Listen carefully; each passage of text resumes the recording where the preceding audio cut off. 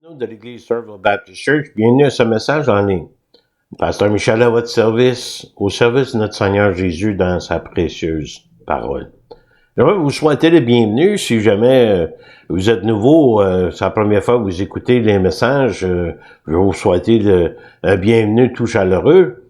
Pour ceux qui sont à l'écoute depuis un bon petit bout de temps, je vous remercie de votre fidélité, d'être là semaine après semaine. Et si jamais on ne s'est pas rencontré personnellement, j'espère un jour de vous voir, de vous rencontrer.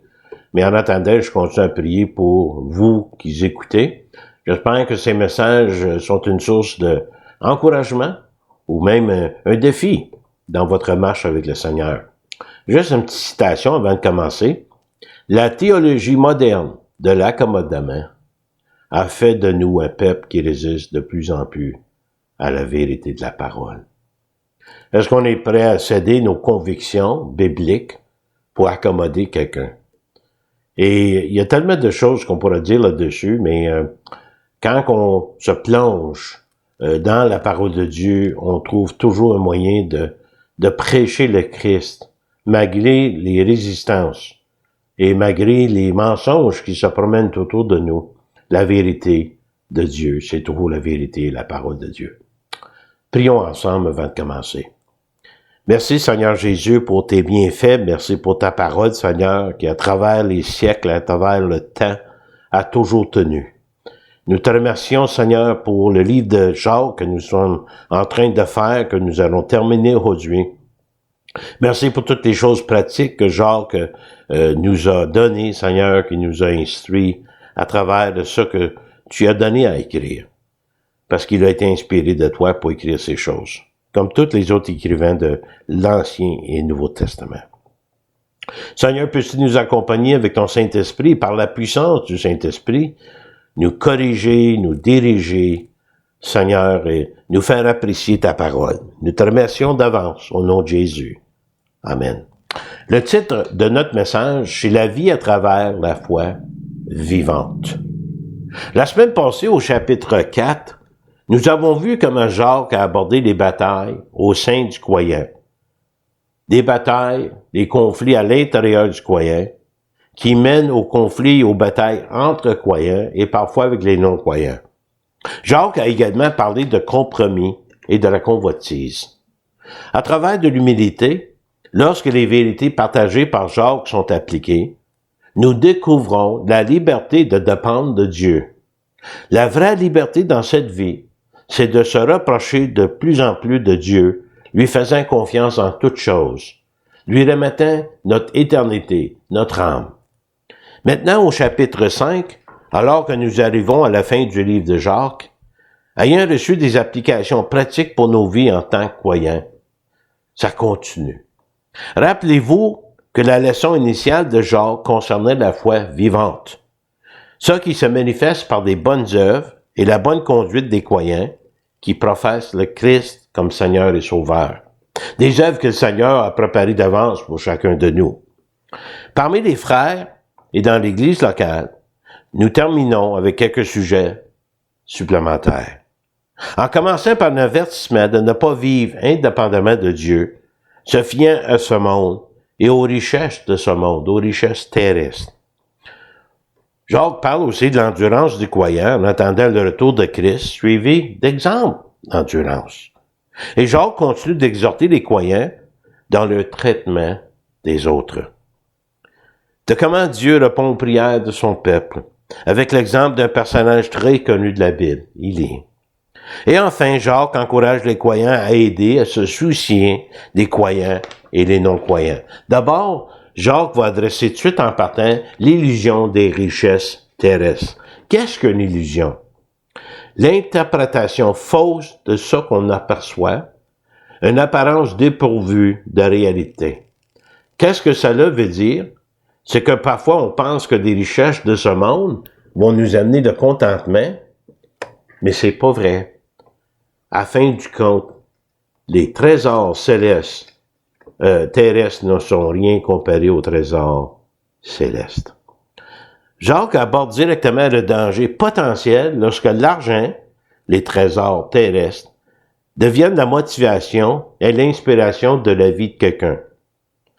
Comment des richesses impies peuvent empêcher quelqu'un de croire? Comment est-ce que les richesses sont nuisables à la fois même? Comment ça peut être une distraction? Conduisant les gens même au péché. Et ça qui est évident par leur maltraitance des autres. Ils sont prêts à tout pour avancer dans la vie. Jacques 5.1. D'abord, à vous maintenant, riches, pleurez et gémissez à cause des malheurs qui viendront sur vous. Excusez-moi juste une seconde, je vais juste ajuster la clarté de notre image ici. Ça soit plus clair un peu. Et voilà. M'excuse pour l'interruption. Un appel de réveil pour ceux qui sont motivés par des richesses terrestres, ceux qui désirent et prennent toujours un excès de ce qu'ils ont besoin pour vivre. Ceux qui vivent pour le présent, ceux qui vivent aussi pour eux-mêmes, se livrant à des gains et des plaisirs personnels, toujours plus, fiers de ce qu'ils ont, centrés sur ce qu'ils ont, leur possession matérielle. Non seulement ils se vendent dans la richesse, mais ils en abusent par l'orgueil, le luxe, l'oppression et la cruauté, plus tard dans versets 4 et 6. Dans la Bible d'étude David Jeremiah, le mot pleurer, c'est de se lamenter, pleurer amèrement. C'est des mots utilisés pour décrire le deuil pour une personne décédée. Ironique, eux-mêmes sont spirituellement morts. Ils ont besoin de pleurer, de gémisser. Le mot gémisser fait entendre une tristesse accablante, un mot utilisé dans le contexte du jugement. Exemple, comme les mots pleurs et grincement de dents. Les malheurs qui viendront sur vous, de vivre pour un trésor temporel, dans un monde temporaire, sans considérer la réalité de l'éternité. Ici, Jacques déclare la vraie valeur de leur possession, leur richesse, face à l'éternité. Les mots sont clairs, les mots sont forts. Jacques 5.2, vos richesses sont pourries, vos vêtements sont rongés par les teignes, votre or et votre argent sont rouillés, et leur rouille s'élèvera un témoignage contre vous et dévorera vos chairs comme un feu. Vous avez amassé des trésors dans les derniers jours. Vos trésors pourris, rouillés, rongés seront un témoignage contre vous, parce que vous aurez vécu votre vie dans l'indépendance arrogante de Dieu. De dépendre totalement de toi-même, de vous-même. Condamné pour avoir amassé des trésors terrestres alors qu'il aurait dû ramasser des trésors dans les cieux. Mais le temps que Jacques mentionne, c'est dans les derniers jours. En passant les derniers jours, c'est le temps entre le premier et la seconde venue de Christ. D'avoir de façon insensée, comme s'ils avaient oublié que le Christ allait revenir, ils se fiaient sur qu'est-ce qu'ils peuvent avoir maintenant. En tant que croyants, vivons-nous comme si le Christ ne revenait pas? Bonne question. Leur péché, le plus qu'ils avaient, le plus qu'ils en voulaient. Même si ça leur appartenait à quelqu'un d'autre. Jacques 5.4. Voici le salaire des ouvriers qui ont moissonné vos champs, et donc vous les avez frustrés, crient, et les cris de moissonneurs sont parvenus jusqu'aux oreilles du Seigneur des armées. En anglais, c'est plus clair. Leur salaire que vous avez retenu par la fraude. Leurs cris sont arrivés aux oreilles du Seigneur des armées, le Dieu de la force et de jugement, le Dieu de justice. Juste une petite pensée pour nous. Combien de fois sommes-nous reconnaissants de pouvoir donner à César ce qui appartient à César? Mais combien de fois essayons-nous de justifier à ne pas remettre à César qu'est-ce qui lui revient? Et je me pose la question aussi. Leur priorité dans la vie, c'est d'être prêt à abuser les autres pour leur gain personnel. Ils sont insatiables dans leur désir de plaisir. Jacques 5, 6. Vous avez vécu sur la terre dans les voluptés, dans les délices. Vous avez rassasié vos cœurs au jour du carnage. Vous avez condamné, vous avez tué le juste qui ne vous a pas résisté. Vécu dans le plaisir, le luxe et sans retenue. Rassasiez vos cœurs d'obtenir tout ce que votre cœur désire. Mais vous avez condamné à assassiner les impuissants et les pauvres. Souvent, les riches persécutaient et traînaient les croyants qui étaient pauvres en justice. Ceux qui sont pauvres et sans pouvoir dans ce monde ont peu de satisfaction de la justice. Des trésors terrestres, des richesses, cela est un sujet récurrent. En lisant les premiers versets au chapitre 5, on ne peut s'empêcher de remarquer les similarités avec ce que Jésus a dit dans le Sermon sur la montagne, qu'on a vu il y a quelques mois. Concernant les trésors terrestres, lisons de nouveau les versets dans Matthieu, chapitre 6, 19 à 21. Jésus a dit, ne vous amassez pas de trésors sur la terre où la teigne et la rouille détruisent, où les voleurs percent et dérobent.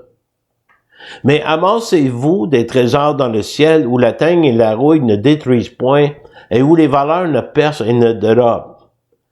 Pourquoi il y a tant d'emphase de la part de Jésus, de la part de Jacques, puis tantôt on va le voir avec Paul aussi? Parce que car là où est ton trésor, là aussi sera ton cœur. Je me demande si Jacques avait entendu Jésus prêcher le sermon sur la montagne, ou a-t-il simplement entendu des autres? De toute façon, cela est un sujet très, très important et très pertinent pour aujourd'hui. Comme sujet récurrent, Paul avait également mentionné le même principe à Timothée concernant les trésors terrestres versus les trésors célestes. Qu'est-ce qui est précieux pour les croyants? Que devraient-ils pratiquer pour leur conduite quotidienne? 1 Timothée 6, c'est en effet une grande source de gain que la piété avec le contentement. Car nous n'avons rien apporté dans ce monde, il est évident que nous n'en pouvons rien emporter. La piété, c'est de faire ce que Dieu nous a appelés à faire, d'accomplir sa volonté et son plan pour notre vie. Ce qui est attendu. Quelle est la bonne attitude? Dans le but d'avoir le contentement. Un état de bonheur, de satisfaction. Sa véritable source, le contentement, accessible grâce à la provision de Dieu. Pour apprécier sa bonté, pour être reconnaissant pour toutes choses. On se trouve dans le contentement. Regardez au verset 8. Si donc nous avons la nourriture et le vêtement, cela nous suffira. Mais pour les hommes riches, 1 Timothée 6,9, mais ceux qui veulent s'enrichir tombent dans la tentation, dans le piège, et dans beaucoup de désirs insensés et pernicieux qui plongent les hommes dans la ruine et la perdition. Wow! Le désir de richesse peut amener leur cœur loin des richesses éternelles. Les convoitises sont insensées et nuisibles, insatiables, rêvant toujours de richesse afin de trouver un épanouissement personnel. Le résultat de leur poursuite, destruction éventuelle, parce qu'ils vont mourir, ils vont tout perdre, ils ne pourront pas l'apporter avec eux quand ils vont mourir, mais c'est surtout la perdition éternelle. La perte durant l'éternité, de gâcher cette vie et la vie qui suit. 1 Timothée 6,10, car l'amour de l'argent est une racine de tous les maux, et quelques-uns, en étant possédés, c'est bien décrit ici, se sont égarés loin de la foi et se sont jetés eux-mêmes dans bien des tourments. Oui, je te dis que Jacques, il manque pas de mots ici. L'amour de l'argent, c'est la racine de tous les maux. Il n'y a pas de péché que les gens ne feront pas pour avoir plus d'argent. Eux-mêmes sont responsables, ils seront jamais satisfaits, et le contraire du contentement, ils vont se jeter dans bien des tourments. Beaucoup de tourments. Les conseils de Paul à Timothée recommandent-leur de faire du bien, d'être riche en bonnes œuvres, d'avoir de la libéralité, de la générosité, et d'amasser ainsi pour l'avenir un trésor placé sur un fondement solide, afin de saisir la vie véritable. Vous savez, être riche ne signifie pas techniquement de pas être bien côté céleste. Des exemples de croyants qui étaient riches ont utilisé leur argent pour l'œuvre de Dieu, qu'ils ont investi dans le royaume des cieux, qui ont aidé et ont pris soin des moins fortunés. Jésus comptait quelques personnes riches parmi ses disciples, comme Zachée et Joseph d'Arimathée. Donc, faut éviter l'illusion des richesses terrestres. Alors, Jacques continue. Nous voyons qu'il garde l'esprit à la seconde venue de Christ, comme imminent, qui arrivera bientôt. Et rappelait à ses lecteurs la même chose. Leur montrait, et à eux et à nous, comment se préparer du retour de Christ. L'endurance, la persévérance et le retour du Seigneur. Jacques décrit comment nous devons attendre le retour de Christ. Verset 7. Soyez donc patients, frères, jusqu'à l'avènement du Seigneur. Voici le laboureur, attend de précieux fruits de la terre, prenait patience à son égard, jusqu'il ait reçu les pluies de la première et l'arrière-saison. Intéressant, Jacques mentionne la pluie ici comme illustration, la moisson. D'abord, il parle des pluies de la première saison. Dans le temps, arrivait la fin octobre, début novembre, était indispensable pour remollir la terre, pour la travailler, pour la préparer pour la semence. Et les pluies de l'arrière-saison, arrivant fin avril ou mai, qui étaient essentielles pour que la moisson puisse se rendre à terme. Il faut être comme un laboureur, de trois façons.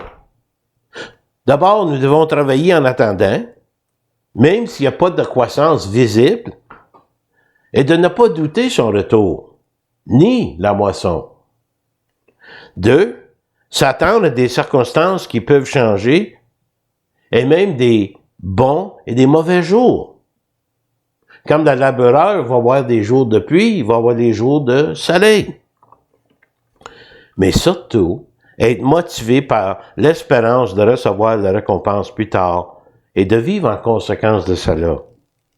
Si Christ est votre salut, celui que votre cœur désire vraiment, soyez patient, par la récompense viendra sûrement au bon moment de Dieu.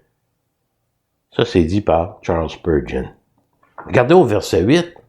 Vous aussi, soyez patients, affermissez vos cœurs, car l'événement du Seigneur est proche. On est 2000 ans plus de proche aujourd'hui. Patience, affermir son cœur, d'avoir nos cœurs enracinés en Christ, dans sa parole, et prêts à suivre son plan, sa volonté, selon son temps. Et le traitement des autres est très important. Regardez au verset 9.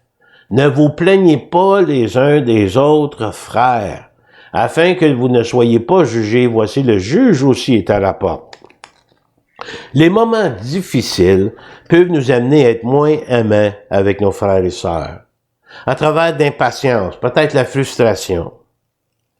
Les plaignards, ceux qui se plaignent des uns des autres, peuvent-ils s'attendre d'avoir une récompense? Non, aucunement. Mais quel pourcentage de croyants aujourd'hui sont plaignards? Et je m'inclus dans le groupe. Le juge se tient à la porte. Jésus vient comme juge, non seulement pour juger le monde, qui sont sans Christ, mais aussi pour évaluer la fidélité des croyants.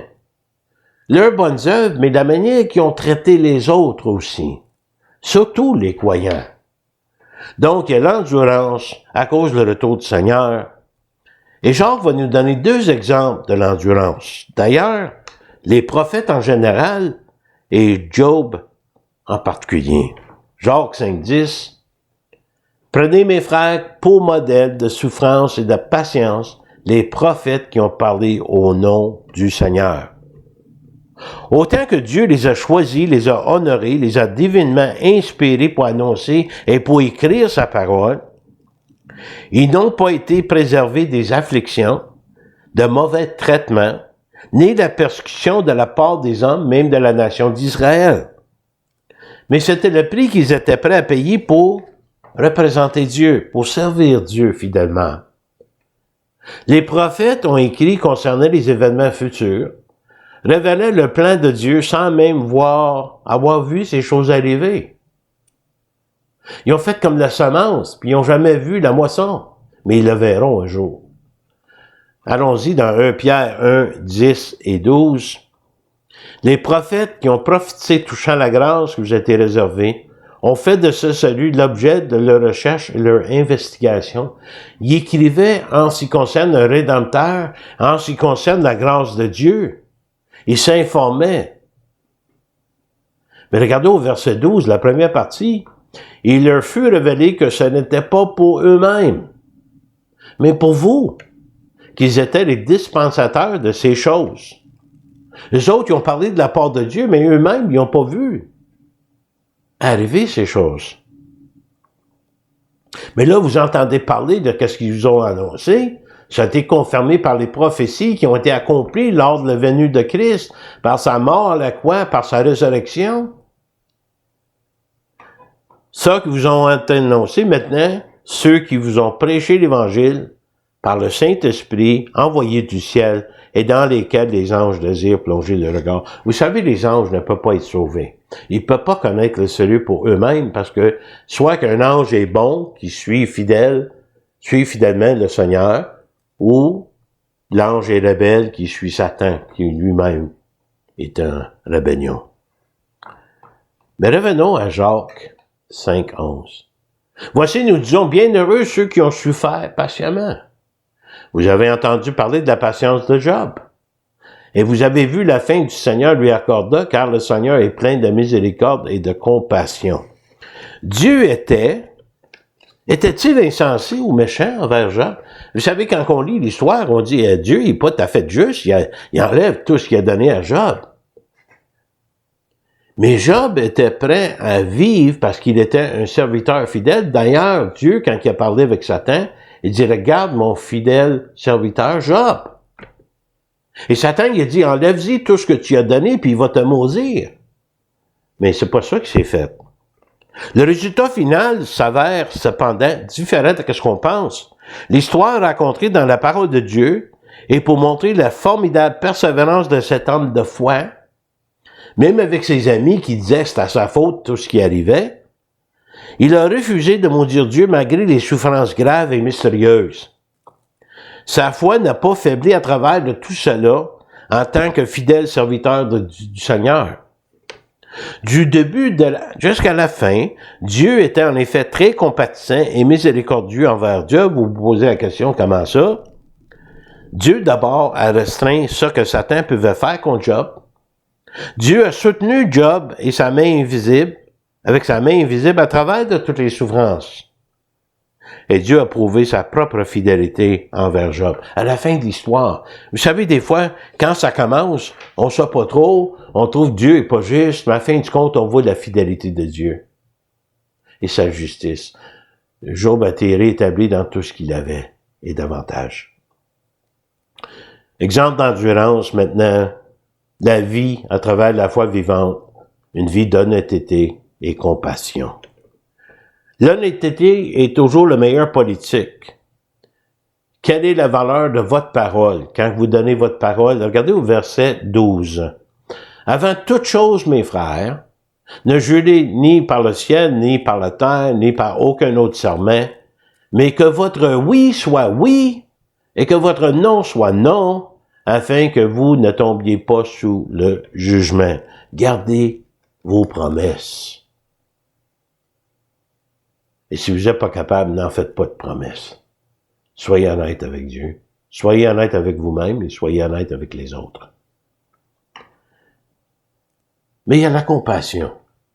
Quelqu'un parmi vous est-il dans la souffrance, qu'il prie.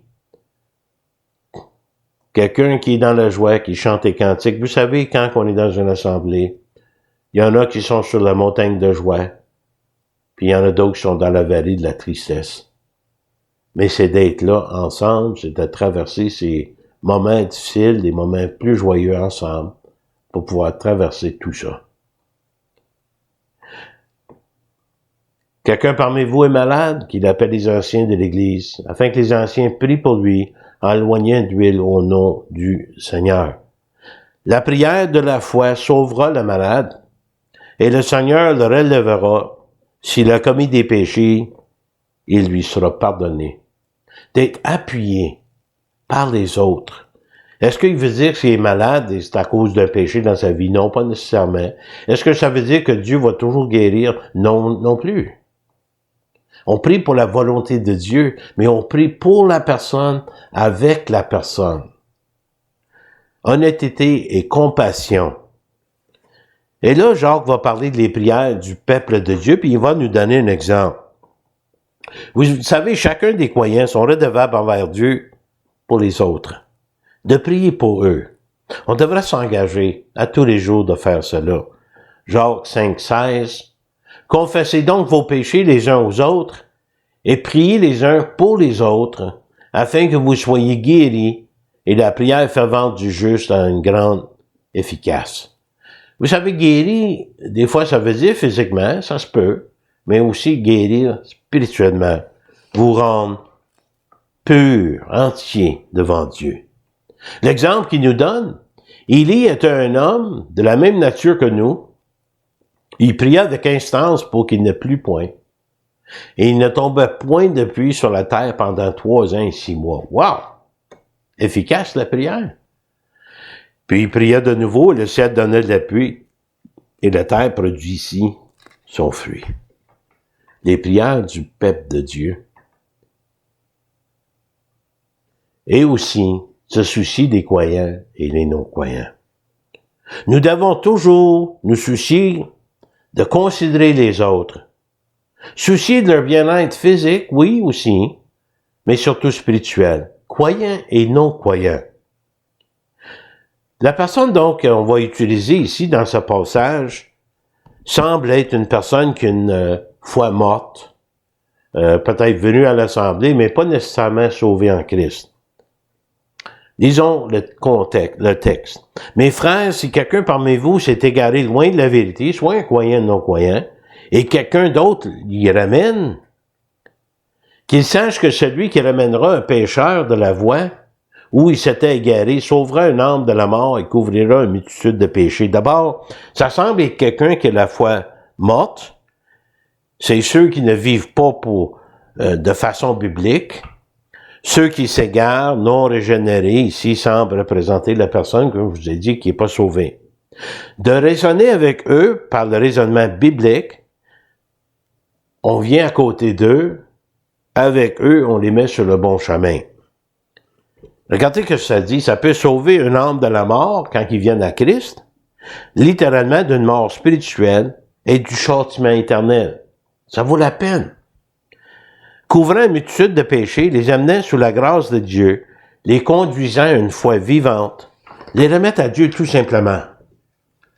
Puis ça, c'est important parce que lorsque la famille de Dieu, le corps de Christ et l'Église de Christ travaillent ensemble et travaillent l'un pour les autres, rien ne peut se comparer à cela.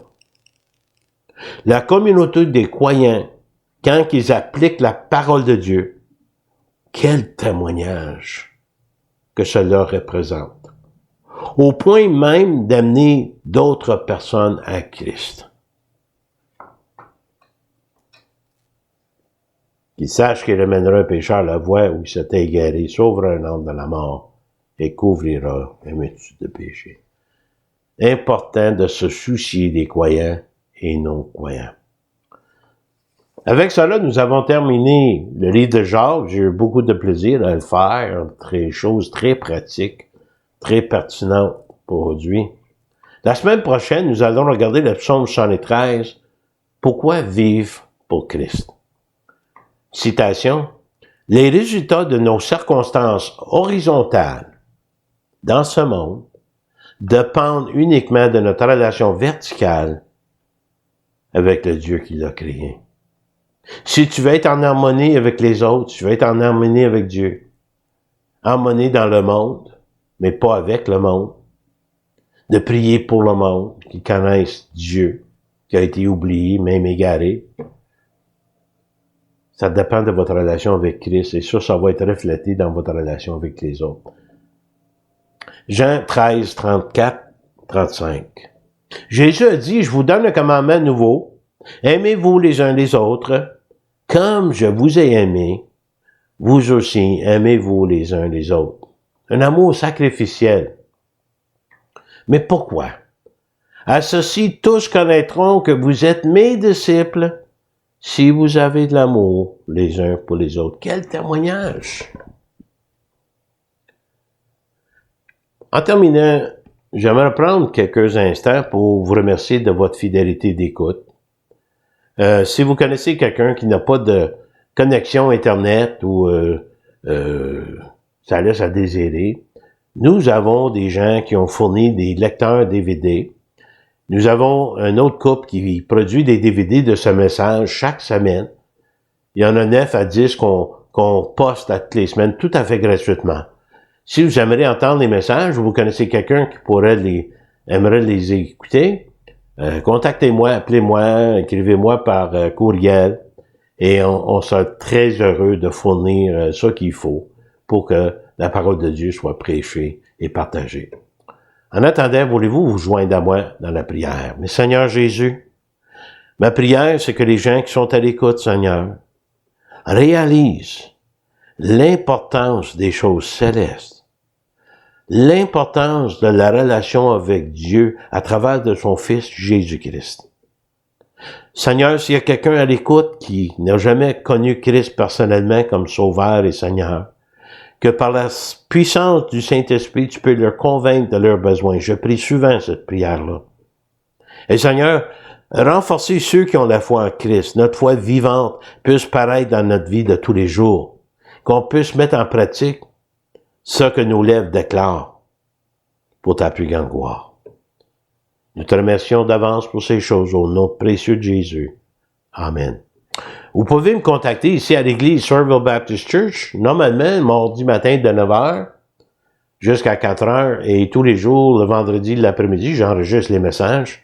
Vous pouvez m'appeler à 819-889-2819 ou un courriel si vous avez des questions, des commentaires, critiques, n'importe quoi, requête de prière. Contactez-moi par courriel avec mihoure@netrevolution.com. En attendant, merci de votre fidélité d'écoute. Que Dieu vous bénisse, qu'il vous garde, et à la prochaine fois.